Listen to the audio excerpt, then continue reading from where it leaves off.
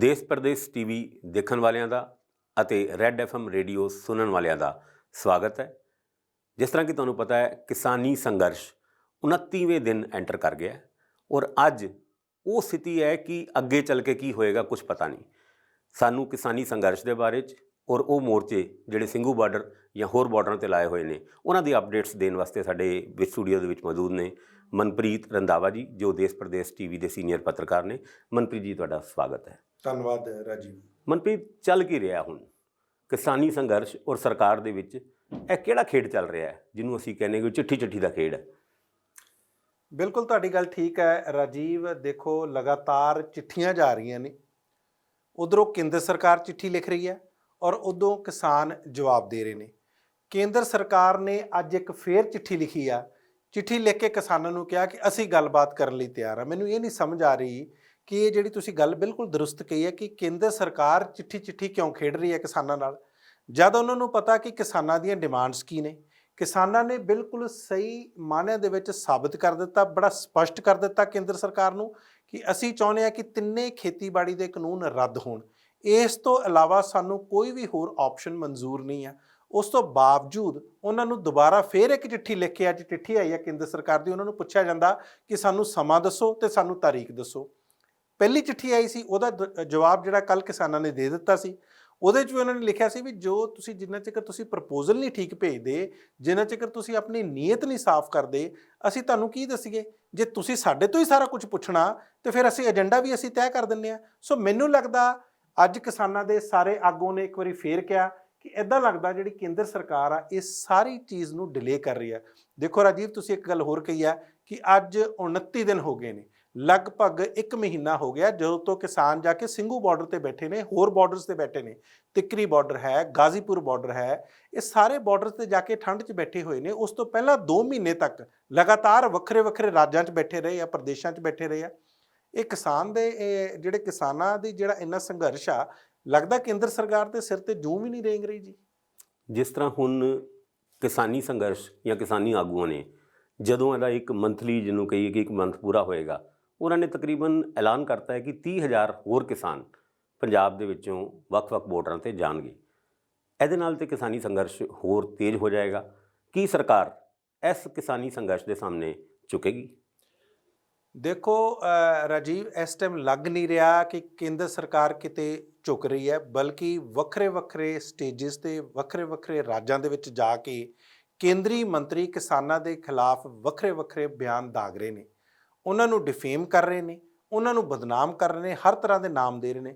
ਦੇਖੋ, ਇਸੇ ਚਿੱਠੀ ਵਿੱਚ ਜਿਹੜਾ ਉਹਨਾਂ ਨੇ ਕੱਲ੍ਹ ਜਵਾਬ ਦਿੱਤਾ, ਉਹਨਾਂ ਨੇ ਇਹ ਵੀ ਗੱਲ ਕਹੀ ਆ ਕਿ ਇੱਕ ਪਾਸੇ ਤੁਸੀਂ ਸਾਨੂੰ ਕਹਿੰਦੇ ਹੋ ਕਿ ਆ ਕੇ ਤੁਹਾਡੇ ਨਾਲ ਗੱਲ ਕਰੀਏ, ਦੂਸਰੇ ਪਾਸੇ ਤੁਸੀਂ ਜਾ ਕੇ ਕਦੇ ਸਾਨੂੰ ਖਾਲਿਸਤਾਨੀ ਕਹਿੰਦੇ ਹੋ, ਕਦੇ ਸਾਨੂੰ ਨੈਕਸਲਾਈਟ ਕਹਿੰਦੇ ਹੋ, ਕਦੇ ਸਾਨੂੰ ਤੁਸੀਂ ਇਸ ਤਰ੍ਹਾਂ ਕਹਿੰਦੇ ਹੋ ਵੀ ਇਹ ਤਾਂ ਟੁਕੜੇ ਗੈਂਗ ਆ। ਹਰ ਤਰ੍ਹਾਂ ਦੇ ਤੁਸੀਂ ਸਾਨੂੰ ਨਾਮ ਦਿੰਦੇ ਹੋ। ਅਸੀਂ ਕਿਸ ਤਰ੍ਹਾਂ ਤੁਹਾਡੇ ਤੇ ਭਰੋਸਾ ਕਰੀਏ ਕਿ ਤੁਹਾਡੇ ਨਾਲ ਅਸੀਂ ਗੱਲ ਕਰੀਏ। ਸੋ ਲਗਾਤਾਰ ਦੂਸਰੀ ਗੱਲ ਜਿੱਥੋਂ ਤੱਕ ਤੁਸੀਂ ਕਹੀ ਹੈ ਕਿ ਹੋਰ 30,000 ਕਿਸਾਨ ਆ ਰਹੇ, ਰਾਜੀਵ ਮੈਂ ਤੁਹਾਨੂੰ ਦੱਸਾਂ, ਰਾਜਸਥਾਨ ਨੇ ਵੀ ਆਲਰੇਡੀ ਕਹਿ ਦਿੱਤਾ, ਉੱਥੋਂ ਦੇ ਕਿਸਾਨ ਯੂਨੀਅਨ ਨੇ, ਕਿ 2 ਲੱਖ ਬੰਦਾ ਸਾਡਾ 2 ਲੱਖ ਕਿਸਾਨ ਰਾਜਸਥਾਨ ਤੋਂ ਆਏਗਾ। ਮਹਾਰਾਸ਼ਟਰ ਤੋਂ ਆਲਰੇਡੀ ਕਿੰਨਾ ਕਿਸਾਨ ਹਜ਼ਾਰਾਂ ਦੀ ਗਿਣਤੀ ਵਿੱਚ ਪਹੁੰਚ ਚੁੱਕਾ। ਉੜੀਸਾ ਤੋਂ, ਮੱਧ ਪ੍ਰਦੇਸ਼ ਤੋਂ, ਯੂਪੀ ਤੋਂ ਸਾਰਾ ਕਿਸਾਨ ਉੱਥੇ ਦਿਨੋਂ ਦਿਨ ਪਹੁੰਚ ਰਿਹਾ ਔਰ ਪੰਜਾਬ ਤੋਂ ਵੀ ਹੋਰ ਕਿਸਾਨ ਉੱਥੇ ਜਾ ਰਿਹਾ। ਦੇਖੋ, ਕਿਸਾਨਾਂ ਦੇ ਅੰਦੋਲਨ ਦੇ ਵਿੱਚ ਕੋਈ ਕਮੀ ਨਹੀਂ ਆਈ ਆ, ਉਹ ਲਗਾਤਾਰ ਬਲਕਿ ਵੱਧ ਰਿਹਾ, ਘਟ ਨਹੀਂ ਰਿਹਾ। ਲੇਕਿਨ ਇਸ ਦੇ ਬਾਵਜੂਦ ਕੇਂਦਰ ਦਾ ਜਿਹੜਾ ਰਵੱਈਆ ਉਹ ਬਿਲਕੁਲ ਵਾਕਿਆ ਬੜਾ ਨਿਰਾਸ਼ ਕਰਨ ਵਾਲਾ। ਉਹ ਗੱਲਬਾਤ ਵੱਲ ਵਧ ਹੀ ਨਹੀਂ ਰਹੀ, ਸਿਰਫ ਚਿੱਠੀ ਖੇਡ ਰਹੀ ਹੈ। ਅੱਜ ਰਾਹੁਲ ਗਾਂਧੀ ਉਹਨਾਂ ਵੀ ਰਾਸ਼ਟਰਪਤੀ ਨੂੰ ਮਿਲੇ ਔਰ ਕੁਝ ਉਹਨਾਂ ਨੇ ਵੀ ਮੰਗਾਂ ਰੱਖੀਆਂ ਔਰ ਕਿਸਾਨੀ ਅੰਦੋਲਨ ਦੇ ਬਾਰੇ 'ਚ ਉਹਨਾਂ ਨੇ ਕਿਹਾ ਹੈ ਕਿ ਕਿਸਾਨ ਵਾਪਸ ਨਹੀਂ ਜਾਏਗਾ ਜਦ ਤੱਕ ਕਿ ਇਹਨਾਂ 3 ਕਾਨੂੰਨਾਂ ਨੂੰ ਵਾਪਸ ਨਹੀਂ ਲਿੱਤਾ ਜਾਂਦਾ। ਉਹਦੇ ਬਾਰੇ ਤੁਸੀਂ ਕੀ ਕਹਿਣਾ ਚਾਹੁੰਦੇ ਹੋ? ਦੇਖੋ, ਰਾਹੁਲ ਗਾਂਧੀ ਨੇ ਬਲਕਿ ਅੱਜ ਜਾ ਕੇ ਰਾਸ਼ਟਰਪਤੀ ਨੂੰ ਮਿਲੇ ਆ। ਉਹਨਾਂ ਦਾ ਇੱਕ ਡੈਲੀਗੇਸ਼ਨ, ਇੱਕ ਵਫਦ ਮਿਲਿਆ ਜਾ ਕੇ, ਤੇ ਉਹਨਾਂ ਨੇ ਕਈ ਕਰੋੜਾਂ ਉਹ ਸਾਈਨ ਲੈ ਕੇ ਗਏ। ਬੜੇ ਲੋਕਾਂ ਨੇ ਜਿਹੜੇ ਵੱਖਰੇ ਵਰਗ ਆ, ਉਹਨਾਂ ਨੇ, ਤੁਹਾਨੂੰ ਪਤਾ, ਚਾਹੇ ਉਹ ਵਕੀਲ ਹੋਣ, ਡਾਕਟਰ ਹੋਣ, ਅਧਿਆਪਕ ਹੋਣ, ਕਿਸੇ ਵੀ ਤਬਕੇ ਦੇ ਲੋਕ ਹੋਣ, ਕਿਸੇ ਵੀ ਕਮਿਊਨਿਟੀ ਦੇ ਲੋਕ ਹੋਣ, ਉਹਨਾਂ ਨੇ ਕਿਸਾਨਾਂ ਦੇ ਇਸ ਅੰਦੋਲਨ ਦਾ ਸਮਰਥਨ ਕੀਤਾ। ਰਾਹੁਲ ਗਾਂਧੀ ਮਿਲੇ ਨੇ ਔਰ ਉਹਨਾਂ ਨੇ ਜਦੋਂ ਬਾਹਰ ਆ ਕੇ ਮੀਡੀਆ ਨਾਲ ਗੱਲ ਕੀਤੀ, ਉਹਨਾਂ ਨੇ ਬੜੇ ਸਾਫ਼ ਲਫ਼ਜ਼ਾਂ ਦੇ ਵਿੱਚ ਕਿਹਾ ਕਿ ਲੱਗਦਾ ਕਿ ਭਾਰਤ ਦੇ ਵਿੱਚ, ਹਿੰਦੁਸਤਾਨ ਦੇ ਵਿੱਚ ਕਿਸੇ ਤਰ੍ਹਾਂ ਦੀ ਡੈਮੋਕ੍ਰੇਸੀ ਜਾਂ ਲੋਕਤੰਤਰ ਹੈ ਹੀ ਨਹੀਂ। ਉਹਨਾਂ ਨੇ ਕਿਹਾ ਕਿ ਜਲਦੀ ਤੋਂ ਜਲਦੀ ਇੱਕ ਜੁਆਇੰਟ ਪਾਰਲੀਮੈਂਟ ਸੈਸ਼ਨ ਬੁਲਾਓ ਔਰ ਇਹਨਾਂ 3 ਖੇਤੀਬਾੜੀ ਕਾਨੂੰਨਾਂ ਨੂੰ ਰੱਦ ਕਰੋ।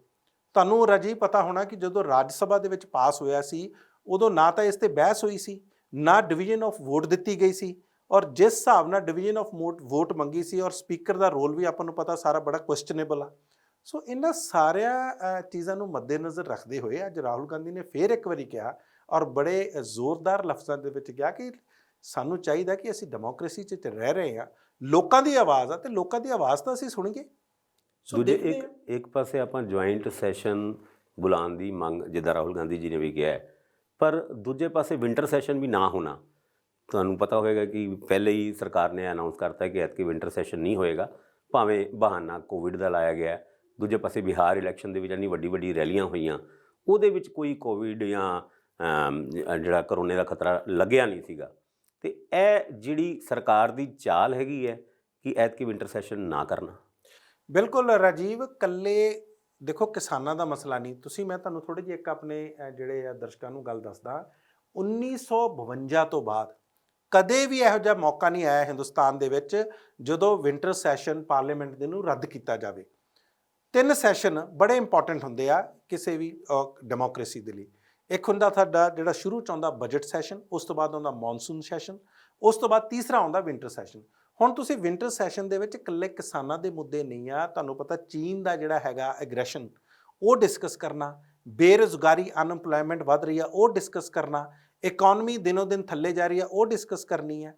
ਇਸ ਤੋਂ ਇਲਾਵਾ ਤੁਹਾਨੂੰ ਪਤਾ ਕੋਵਿਡ-19 ਵਾਇਰਸ ਦਾ ਜਿਹੜਾ ਫੈਲਾਅ ਵੱਧ ਰਿਹਾ ਕਈ ਸਟੇਟਸ ਦੇ ਵਿੱਚ, ਤੁਹਾਨੂੰ ਪਤਾ ਲਗਾਤਾਰ ਉਹਦੇ ਕੇਸ ਵੀ ਵੱਧ ਰਹੇ ਆ, ਉਸ ਨੂੰ ਡਿਸਕਸ ਕਰਨਾ, ਉਹਦੀ ਵੈਕਸੀਨ ਆ ਰਹੀ ਆ ਉਸ ਨੂੰ ਕਿਸ ਤਰ੍ਹਾਂ ਡਿਸਟਰੀਬਿਊਟ ਕਰਨਾ, ਇੰਨੇ ਮੁੱਦੇ ਆ। ਲੇਕਿਨ ਤੁਸੀਂ ਵਿੰਟਰ ਸੈਸ਼ਨ ਬੁਲਾ ਹੀ ਨਹੀਂ ਰਹੇ ਕਿਉਂਕਿ ਤੁਸੀਂ ਕਹਿੰਦੇ ਹੋ ਕੋਵਿਡ-19 ਹੈ। ਜਦੋਂ ਬਿਹਾਰ ਦੀ ਇਲੈਕਸ਼ਨਾਂ ਕਰਾਉਂਦੇ ਹੋ ਉਦੋਂ ਕੋਈ ਕੋਵਿਡ-19 ਨਹੀਂ। ਜਦੋਂ ਤੁਸੀਂ ਜਾ ਕੇ ਡਿਸਟ੍ਰਿਕਟ ਡਿਵੈਲਪਮੈਂਟ ਕਾਊਂਸਲ ਦੀਆਂ ਇਲੈਕਸ਼ਨਸ ਜੰਮੂ ਕਸ਼ਮੀਰ 'ਚ ਕਰਾਉਂਦੇ ਹੋ ਉਦੋਂ ਤੁਹਾਡੇ ਲਈ ਕੋਈ ਕੋਵਿਡ-19 ਨਹੀਂ। ਲੇਕਿਨ ਜਦੋਂ ਕਿਸਾਨਾਂ ਦਾ ਮਸਲਾ ਜਾਂ ਪਾਰਲੀਮੈਂਟ ਦਾ ਸੈਸ਼ਨ ਤੁਸੀਂ ਗੱਲ ਕਰਦੇ ਹੋ ਉਦੋਂ ਤੁਹਾਡੇ ਲਈ ਕੋਵਿਡ-19 ਹੋ। ਮੈਨੂੰ ਲੱਗਦਾ ਬੜੇ ਦੋਹਰੇ ਮਾਪਦੰਡ ਨੇ ਇਸ ਸਰਕਾਰ ਦੇ। ਇੱਕ ਕਿਸਾਨਾਂ ਦਾ ਸੰਘਰਸ਼ ਤੁਹਾਨੂੰ ਯਾਦ ਹੋਏਗਾ ਪਗੜੀ ਸੰਭਾਲ ਜੱਟਾਂ ਦੇ ਨਾਂ 'ਤੇ ਹੋਇਆ ਸੀ ਔਰ ਤਕਰੀਬਨ 9 ਮਹੀਨੇ ਚੱਲਿਆ ਸੀਗਾ। 1 ਮਹੀਨਾ ਇਸ ਸੰਘਰਸ਼ ਨੂੰ ਵੀ ਹੋ ਗਏ। ਕਿਤੇ ਇਹ ਪਗੜੀ ਸੰਭਾਲ ਜੱਟਾਂ ਦੇ ਤੌਰ ਦੇ ਤਰੀਕੇ ਨਾਲ ਕਿਸੇ ਉਸ ਪਾਸੇ ਤਾਂ ਨਹੀਂ ਜਾ ਰਿਹਾ ਕਿ ਇਹ ਲੰਬਾ ਹੋ ਸਕਦਾ? ਦੇਖੋ ਰਾਜੀਵ, ਜਿਹੜਾ ਉਹ ਦੌਰ ਸੀ ਉਸ ਟਾਈਮ ਬ੍ਰਿਟਿਸ਼ ਇੰਡੀਆ ਸੀ, ਬ੍ਰਿਟਿਸ਼ ਦਾ ਜਿਹੜਾ ਰਾਜ ਸੀ, ਅੰਗਰੇਜ਼ਾਂ ਦਾ ਰਾਜ ਸੀਗਾ ਹਿੰਦੁਸਤਾਨ ਦੇ ਉੱਤੇ। ਮੈਨੂੰ ਹਜੇ ਵੀ ਯਾਦ ਆ ਕਿ 1879 ਦੇ ਵਿੱਚ ਜਦੋਂ ਅੰਗਰੇਜ਼ਾਂ ਨੇ ਕਿਹਾ ਕਿ ਚਲੋ ਲਾਇਲਪੁਰ ਜਾ ਕੇ ਕਿਸਾਨਾਂ ਨੂੰ ਵਸਾਉਂਦੇ ਆ ਔਰ ਉੱਥੇ ਲੈ ਗਏ ਔਰ ਉਸ ਤੋਂ ਬਾਅਦ ਉਹਨਾਂ ਨੂੰ ਜ਼ਮੀਨਾਂ ਦੇ ਹੱਕ ਨਹੀਂ ਦਿੱਤੇ। 1907 ਦੇ ਵਿੱਚ ਜਦੋਂ ਅਜੀਤ ਸਿੰਘ ਸੰਧੂ ਸੀ ਜਿਹੜੇ ਭਗਤ ਸਿੰਘ, ਸ਼ਹੀਦ ਭਗਤ ਸਿੰਘ ਉਹਨਾਂ ਦੇ ਚਾਚਾ ਸੀ, ਤੇ ਲਾਲਾ ਲਾਜਪਤ ਰਾਏ, ਇਹਨਾਂ ਨੇ ਮਿਲ ਕੇ ਜਿਹੜੀ ਆ ਉਹ ਮੂਵਮੈਂਟ ਚਲਾਈ ਸੀ ਔਰ ਉਸ ਤੋਂ ਬਾਅਦ ਇਹਨਾਂ ਨੂੰ ਉੱਥੇ ਜਾ ਕੇ ਬਰਮਾ ਦੀ ਜੇਲ੍ਹ ਦੇ ਵਿੱਚ ਵੀ ਭੇਜਿਆ ਗਿਆ ਸੀ। ਫਾਈਨਲੀ ਅੰਗਰੇਜ਼ਾਂ ਨੂੰ ਝੁਕਣਾ ਪਿਆ ਔਰ 1907 ਦੇ ਵਿੱਚ ਇਹਨਾਂ ਨੂੰ ਜਾ ਕੇ ਉਹਨਾਂ ਨੂੰ ਛੱਡਣਾ ਵੀ ਪਿਆ ਕਿਉਂਕਿ ਪਬਲਿਕ ਪ੍ਰੈਸ਼ਰ ਇੰਨਾ ਸੀ। ਦੇਖੋ ਇੰਨਾ ਲੰਬਾ ਸਮਾਂ ਚਾਹੀਦਾ ਨਹੀਂ, ਇਹਨਾਂ ਨੂੰ ਜਲਦੀ ਤੋਂ ਜਲਦੀ ਹੱਲ ਕੱਢਣਾ ਚਾਹੀਦਾ। ਉੱਥੇ ਔਰਤਾਂ, ਬੱਚੇ, ਬਜ਼ੁਰਗ, ਨੌਜਵਾਨ ਸਾਰੇ ਬੈਠੇ ਹੋਏ ਨੇ, ਸਾਰੇ ਆਪਣੇ ਘਰ-ਬਾਰ ਛੱਡ ਕੇ ਬੈਠੇ ਹੋਏ ਨੇ, ਲੋਕਾਂ ਦੇ ਕੰਮਕਾਰ ਰੁਕੇ ਹੋਏ ਨੇ, ਇਕਨੋਮੀ ਰੁਕੀ ਹੋਈ ਆ, ਹਰ ਤਰ੍ਹਾਂ ਦਾ ਦੇਖੋ ਜਿਹੜੀ ਆਵਾਜਾਈ ਆ ਉੱਥੋਂ, ਕਿੰਨੀਆਂ ਜ਼ਰੂਰੀ ਵਸਤਾਂ ਐਸੈਂਸ਼ੀਅਲ ਕਮੋਡਿਟੀਜ਼ ਨੇ ਆਉਣਾ ਜਾਣਾ ਹੁੰਦਾ, ਇਹ ਸਭ ਰੁਕਿਆ ਪਿਆ। ਪਰ ਕੇਂਦਰ ਸਰਕਾਰ ਨੂੰ ਲੱਗਦਾ ਜਿਵੇਂ ਉਹਨੂੰ ਲੱਗਦਾ ਕਿ ਬਹੁਤ ਸਮਾਂ ਪਿਆ, ਜਦੋਂ ਮਰਜ਼ੀ ਕਰ ਲਾਂਗੇ। ਜਿਹੜਾ ਉਹਨਾਂ ਦਾ ਇਹ ਡਿਲੀ ਡੈਲਿੰਗ ਦਾ ਜਿਹੜਾ ਉਹਨਾਂ ਦਾ ਐਟੀਟਿਊਡ ਆ, ਇਸ ਤੋਂ ਜਿਹੜੀ ਬੜੀ ਲੋਕਾਂ ਨੂੰ ਬੇਰੁਖੀ ਹੈ, ਬੜੀ ਨਿਰਾਸ਼ਾ। ਇਸ ਐਟੀਟਿਊਡ ਦੇ ਪਿੱਛੇ ਕੀ ਕਾਰਨ ਹੈ? ਕਿਉਂਕਿ ਕੇਂਦਰ ਦੇ ਵੀ ਤੁਸੀਂ ਕਿਸੇ ਮੰਤਰੀ ਨਾਲ ਗੱਲ ਕਰੋ ਤੇ ਇੱਕੋ ਹੀ ਗੱਲ ਉਹ ਦੁਹਰਾਉਂਦੇ ਨੇ, ਇਹ ਤਿੰਨੋਂ ਕਾਨੂੰਨ ਕਿਸਾਨਾਂ ਦੇ ਹਿੱਤ 'ਚ ਹੈ, ਪਰ ਕਿਸਾਨ ਸੜਕਾਂ 'ਤੇ ਹੈ। ਹਿੱਤ 'ਚ ਕਾਨੂੰਨ, ਕਿਸਾਨ ਸੜਕਾਂ 'ਤੇ। ਇਹ ਕਦੋਂ ਤੱਕ ਚੱਲੇਗਾ? ਦੇਖੋ ਇਹ ਜਿੰਨੇ ਕੇਂਦਰੀ ਮੰਤਰੀ ਹੈ, ਪਹਿਲਾਂ ਤਾਂ ਮੈਂ ਇਹ ਦੱਸਦਾ, ਹਜੇ ਤੱਕ ਨਾ ਤਾਂ ਕੋਈ ਕੇਂਦਰੀ ਮੰਤਰੀ, ਨਾ ਕੋਈ ਜਿਹੜਾ ਇਕੋਨਮਿਸਟ ਜਿਹੜਾ ਇਹਨਾਂ ਕਾਨੂੰਨਾਂ ਦੀ ਸਪੋਰਟ ਕਰਦਾ, ਹਜੇ ਤੱਕ ਨਾ ਤਾਂ ਕਿਸਾਨਾਂ ਨੂੰ ਜਾਂ ਆਮ ਲੋਕਾਂ ਨੂੰ ਸਮਝਾ ਨਹੀਂ ਸਕਿਆ ਕਿ ਇਹ ਕਿਸਾਨਾਂ ਦੇ ਹਿੱਤ ਵਿੱਚ ਕਿੱਦਾਂ। ਆਪਾਂ ਕਿਸੇ ਦਿਨ ਹੋਰ ਮੌਕਾ ਮਿਲੂਗਾ ਇਸ ਬਾਰੇ ਵਿਸਤਾਰ ਨਾਲ ਗੱਲ ਵੀ ਕਰਾਂਗੇ, ਕਿਉਂਕਿ ਇੱਕ ਇੱਕ ਚੀਜ਼ ਜਿਹੜੀ ਇੱਕ ਇੱਕ ਕਲੌਜ਼ ਕਿਸਾਨਾਂ ਨੇ ਜਾ ਕੇ ਦੱਸੀ ਹੋਈ ਆ ਕੇਂਦਰ ਸਰਕਾਰ ਨੂੰ ਕਿ ਇਹ ਕਾਨੂੰਨ ਸਾਡੇ ਹਿੱਤ ਵਿੱਚ ਨਹੀਂ ਆ, ਇਹ ਕਾਨੂੰਨ ਸਿਰਫ ਤੇ ਸਿਰਫ ਤੁਸੀਂ ਸਿਰਫ ਕਾਰਪੋਰੇਟਸ ਦੀ ਭਲਾਈ ਲਈ ਬਣਾਏ ਆ, ਉਹਨਾਂ ਦੇ ਹਿੱਤ ਵਿੱਚ ਬਣਾਏ ਆ, ਸਾਡੀ ਇਸ ਵਿੱਚ ਕੋਈ ਭਲਾਈ ਨਹੀਂ ਹੈ। ਬਿਲਕੁਲ ਮਨਪ੍ਰੀਤ ਜੀ, ਥੋੜ੍ਹਾ ਜਿਹਾ ਬਰੀਫ ਵਿੱਚ ਇੱਕ ਹੋਰ ਗੱਲ ਦੱਸੋ। ਕਿਸਾਨ ਅਕਸਰ ਸਵਾਮੀਨਾਥਨ ਕਮਿਸ਼ਨ ਦੀ ਰਿਪੋਰਟ ਦੀ ਇੰਪਲੀਮੈਂਟੇਸ਼ਨ ਦੀ ਮੰਗ ਕਰਦੇ ਨੇ ਔਰ ਕਿਹਾ ਜਾਂਦਾ ਕਿ ਬੀਜੇਪੀ ਨੇ 2014 ਤੋਂ ਪਹਿਲੇ ਆਪਣੇ ਮੈਨੀਫੈਸਟੋ ਦੇ ਵਿੱਚ ਇਸ ਗੱਲ ਦਾ ਵਾਅਦਾ ਵੀ ਕੀਤਾ ਸੀਗਾ ਕਿ ਜੇ ਕਿਤੇ ਬੀਜੇਪੀ ਦੀ ਸਰਕਾਰ ਬਣੀ, ਐਨਡੀਏ ਦੀ ਸਰਕਾਰ ਬਣੀ, ਤੇ ਉਹ ਸਵਾਮੀਨਾਥਨ ਕਮਿਸ਼ਨ ਦੀ ਰਿਪੋਰਟ ਨੂੰ ਇੰਪਲੀਮੈਂਟ ਕਰਨਗੇ। ਇਸ ਰਿਪੋਰਟ ਦੇ ਵਿੱਚ ਇੱਦਾਂ ਦਾ ਕੀ ਹੈ? ਕਿਸਾਨ ਮੰਗ ਕਰ ਰਹੇ ਹੈ, ਬੀਜੇਪੀ ਵਾਅਦਾ ਕਰਦੀ ਹੈ, ਬਾਅਦ ਚੋਂ ਵਾਅਦੇ ਤੋਂ ਮੁੱਕਰ ਜਾਂਦੀ ਹੈ। ਇਸ ਰਿਪੋਰਟ ਨਾਲ ਕਿਸਾਨ ਦਾ ਕੀ ਫਾਇਦਾ ਹੋ ਸਕਦਾ? ਸਭ ਤੋਂ ਵੱਡਾ ਜਿਹੜਾ MS ਸਵਾਮੀਨਾਥਨ ਕਮਿਸ਼ਨ ਦੇ ਵਿੱਚ ਸਭ ਤੋਂ ਜਿਹੜੀ ਵੱਡੀ ਗੱਲ ਆ, ਉਹ ਜਿਹੜੀ ਕਿਸਾਨਾਂ ਦੇ ਜਿਹੜੇ ਹਿੱਤ ਵਿੱਚ ਜਾਂਦੀ ਹੈ, ਉਹਨਾਂ ਦੇ ਹੱਕ ਵਿੱਚ ਜਾਂਦੀ, ਉਹ ਇਹ ਆ ਕਿ ਸਵਾਮੀਨਾਥਨ ਕਮਿਸ਼ਨ ਨੇ ਇਹ ਗੱਲ ਕਹੀ ਹੈ ਕਿ ਜਿੰਨੀ ਕਿਸਾਨਾਂ ਦੀ ਲਾਗਤ ਆ, ਕਿਸਾਨਾਂ ਨੂੰ ਘੱਟੋ ਘੱਟ ਉਸ ਦਾ 1.5 ਗੁਣਾ ਮੁਨਾਫਾ ਮਿਲਣਾ ਚਾਹੀਦਾ, ਤਾਂ ਕਿਸਾਨਾਂ ਦੀ ਜਿਹੜੀ ਹਾਲਤ ਆ ਉਹ ਸੁਧਰਦੀ ਆ। ਤੁਸੀਂ ਬਿਲਕੁਲ ਠੀਕ ਕਿਹਾ। ਨਰਿੰਦਰ ਮੋਦੀ ਜਿਹੜੇ ਪ੍ਰਧਾਨ ਮੰਤਰੀ ਨੇ ਆਪਣੀ ਪਹਿਲੀ ਸਪੀਚ 'ਚ ਕਿਹਾ ਸੀ ਕਿ ਜਦੋਂ ਅਸੀਂ ਸੱਤਾ 'ਚ ਆਉਂਦੇ ਆ 2014 ਦੇ ਵਿੱਚ, ਅਸੀਂ 1 ਸਾਲ ਦੇ ਅੰਦਰ ਅੰਦਰ ਇਹ ਜਿਹੜਾ ਸਵਾਮੀਨਾਥਨ ਕਮਿਸ਼ਨ ਦੀ ਰਿਪੋਰਟ ਲਾਗੂ ਕਰ ਦਾਂਗੇ। ਲੇਕਿਨ ਇਹੀ ਕੇਂਦਰ ਸਰਕਾਰ ਸੁਪਰੀਮ ਕੋਰਟ ਦੇ ਵਿੱਚ ਚਲੀ ਗਈ ਕਿ ਅਸੀਂ ਇਹ ਲਾਗੂ ਨਹੀਂ ਕਰ ਸਕਦੇ। ਉਹਦੇ ਇਹਨਾਂ ਨੇ ਕਈ ਕਾਰਨ ਦੱਸੇ, ਇਸ ਤੇ ਵੀ ਆਪਾਂ ਕਿਸ ਦਿਨ ਵਿਸਤਾਰ ਨਾਲ ਚਰਚਾ ਕਰਾਂਗੇ। ਪਰ ਮੁੱਕਦੀ ਗੱਲ ਇਹ ਆ ਕਿ ਇਹੀ ਸਰਕਾਰ ਜਿਹੜੀ ਸਵਾਮੀਨਾਥਨ ਕਮਿਸ਼ਨ ਦੀਆਂ ਗੱਲਾਂ ਕਰਦੀ ਸੀ, ਆਪ ਹੀ ਇਸ ਤੋਂ ਮੁੱਕਰ ਗਈ। ਬਿਲਕੁਲ ਬਿਲਕੁਲ, ਜਿਸ ਤਰ੍ਹਾਂ ਮਨਪ੍ਰੀਤ ਜੀ ਨੇ ਦੱਸਿਆ ਕਿ ਮੁੱਕਦੀ ਗੱਲ ਹੈ ਵੇ ਕਿ ਜਿਹੜੀ ਬੀਜੇਪੀ ਸਰਕਾਰ ਸਵਾਮੀਨਾਥਨ ਕਮਿਸ਼ਨ ਦੀ ਰਿਪੋਰਟ ਨੂੰ ਇੰਪਲੀਮੈਂਟੇਸ਼ਨ ਦੀ ਗੱਲਾਂ ਕਰਦੀ ਸੀ, ਉਹ ਆਪ ਹੀ ਉਸ ਤੋਂ ਮੁੱਕਰ ਗਈ। ਇਸ ਦੇ ਨਾਲ ਹੀ ਕਿਸਾਨੀ ਸੰਘਰਸ਼ ਦੇ ਬਾਰੇ 'ਚ ਅੱਜ ਦੀ ਅਪਡੇਟ ਸਾਡੀ ਖਤਮ ਹੁੰਦੀ ਹੈ। ਤੁਸੀਂ ਦੇਖਦੇ ਰਹੋ ਦੇਸ਼ ਪ੍ਰਦੇਸ਼ TV ਔਰ ਸੁਣਦੇ ਰਹੋ ਰੈਡ FM ਰੇਡੀਓ।